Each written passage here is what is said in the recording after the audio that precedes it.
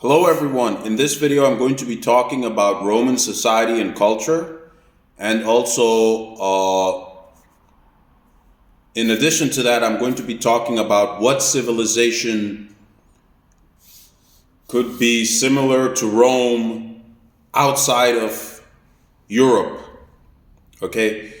Now I said that, there's a link between the Romans, the Aztec, Mayan, Inca, Native Americans. Okay? Because of the use of that feathers as a headdress. So there is some connection. It cannot be ignored. And then, the Mayan, Aztec, and Inca are connected to Egypt in a way because of the pyramids. That also cannot be ignored. And then you have the Mayan, Incan, Aztec, and Egypt and India connection, a link there because of India. The Hindu temples are also shaped like a step pyramid sometimes, and sometimes a triangular shape. So there's obviously a link. You cannot just ignore that and say that, hey, there's no connection between these civilizations. They just were developed independently. Impossible, So anyway, there was these links. Now, what other nation or so-called civilization is bearing a very similar resemblance to the Romans? Okay, I would say Pakistan, the country next to India. And I'll tell you why Pakistan can be called the Rome of Asia. Okay? If there's anybody that is similar to the Romans and the Roman Empire in Asia, it is Pakistan and the Pakistan people. And I'll tell you why that is. Because in Pakistan, you have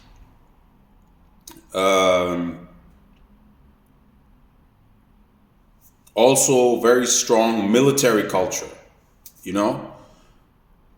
and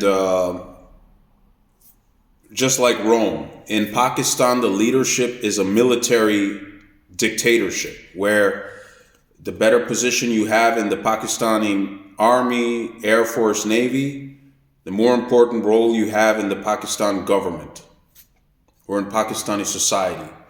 Also, and the better chance you have of taking up positions of power in the country, just like Rome. Okay, same thing in Rome. You have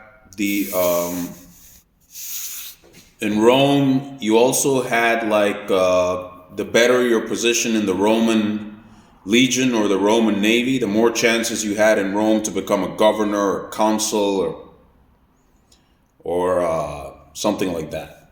Okay? So, or centurion or something. So, or make it well in the Roman Senate. Same thing in Pakistan, same thing in Rome. Also in Pakistan, if you're a very good athlete in some sports, you could also get a good position in the government. Just like, recently ousted Pakistan Prime Minister Imran Khan, who was an athlete. That's why he also made it to an important post in the government.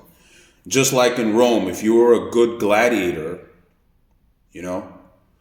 or you were a good chariot racer, an athlete in Rome, or a mud wrestler or something like that, you would also get a prestigious position in Roman society. So this is why Pakistan can be known as the Rome of Asia. Okay? And somewhat of a similar culture and society. Okay, now back to Rome. Look, Roman society was very socially liberal. It wasn't conservative at all. Like most people might think, yeah, it was a patriarchy and they had a very strong family values. It's not true. It was very socially and sexually liberal. The Romans used to party very, very much. They had a lot of orgies, okay? There's a lot of one-night stands happening. Excuse me. there was no conservative values at all as far as society is concerned. The conservative values and tradition was only in the Roman military with the rank structure and the hierarchy and all that. But so socially, they were very liberal. It was a very liberal civilization. You know, bestiality, even having sex with animals was common in Rome. You know, because it wasn't influenced. It wasn't a Judeo-Christian Islamic society. It was a pagan society, so it was very sexually free. You know, it wasn't like conservative society at all. You know, and the thing is, in Rome, prostitution was also widespread. You know, but it wasn't seen as a disrespectful. Like there was no slut shaming in Rome. You know, because sex was also worshipped in Rome. Okay.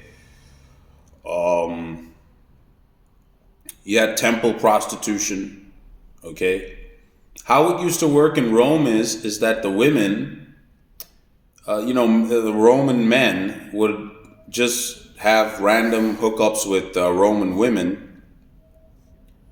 and then the women would just raise the children. There was not much marriage, like living together under the same roof and all that.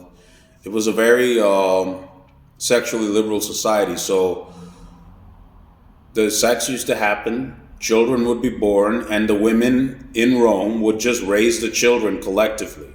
And also see the talents in the children, both male, female children, and guide them as to which, excuse me, which profession they could go into.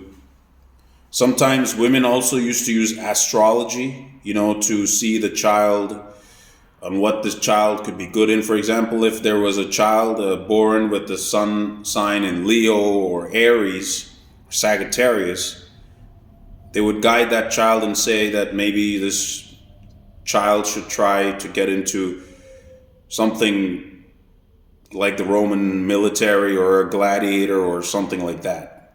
If the child was born in Aquarius, sun sign of Aquarius, or something like that, then they would say, okay, maybe this child can get into philosophy or something, so, or medical profession, like you get the idea. The women used to just raise the kids collectively, and the men, would just go with women, hook up randomly, leave them, stay alone, like, not that relationships didn't happen. They were happening, but they're very informal. Like there wasn't any obligations or attack. It was like a no strings attached kind of thing. So that's just how Roman society was. Look, in Roman literature, you also see that Romulus and Remus, the two brothers, were raised by wolves. Okay? Like with no family structure or anything. That wasn't how it was in Rome. All that this whole family structure, conservative stuff, very recent. But the ancient pagan civilizations never had it. If they did, it was only maybe applied to the emperor or maybe some very tiny percentage of the population. The vast majority of Romans, even the military generals, they just used to do their own thing. It's a very liberal society in that way. So, yeah. Also, look, in Roman society, they were not so religious, Yeah, they did go to the temple and all that stuff, but it wasn't a very religious society. Romans also used to enjoy feasting, partying. It wasn't always war. Also very much into philosophy, enjoying all these violent games and gladiator fights and chariot races, plays. There was a lot of activity, bathing in the bathhouse and all that stuff. It wasn't like a society where men and women were segregated much. And yeah. So that's just how Roman society and culture was, Yeah, conservative in its military, but not conservative socially.